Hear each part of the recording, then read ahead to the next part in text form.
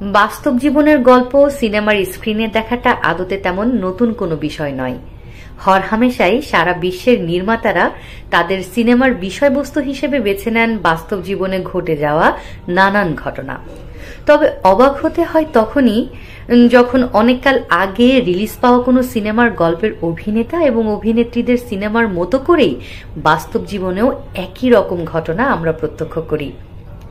একটু লক্ষ্য করলেই ঠিক এমনই একটা ঘটনা আমরা দেখতে পাই কিংবদন্তি নির্মাতা সত্যজিৎ রায়ের অরণ্যের দিনরাত্রি সিনেমার মেমোরি গেম খেলার অংশটুকুতে।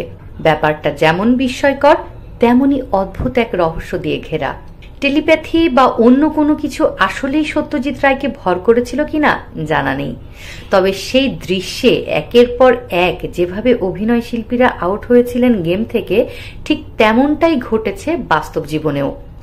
মেমোরি গেমের মতো করেই তারা একে একে বিদায় নিয়েছেন এই দুনিয়া থেকে। সিনেমায় আউটিংয়ে যেয়ে গোল হয়ে বসে মেমোরি গেমে অংশ নেয়া শিল্পীদের মধ্যে প্রথমে আউট হয়েছিলেন কাবেরী বসু, তারপর রবি ঘোষ, এরপর সমিত ভঞ্জ, শুভেন্দু চট্টোপাধ্যায় এবং সবশেষ সৌমিত্র চট্টোপাধ্যায়। শেষ অবধি একমাত্র শর্মিলা ঠাকুর টিকেছিলেন এই গেমে।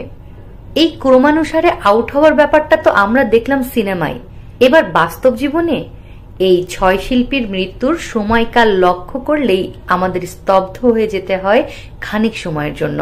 1977 সালে মারা যান কাবেরী বসু, এরপরে 1997 সালে বিদায় নেন রবি ঘোষ, 2003 সালে সমিত ভঞ্জ এবং 2007 সালে শুভেন্দু চট্টোপাধ্যায়। সবশেষ 2020 সালে চির বিদায় নেন সৌমিত্র চট্টোপাধ্যায়। সিনেমার মতো করেই শর্মিলা ঠাকুর 5 জনকে টপকে গেমে টিকেছিলেন, বাস্তব জীবনেও হয়েছে তাই। সেই সিনেমায় তার সহশিল্পীরা কেউ এই দুনিয়াতে নেই, শুধু তিনি বেঁচে আছেন আজও।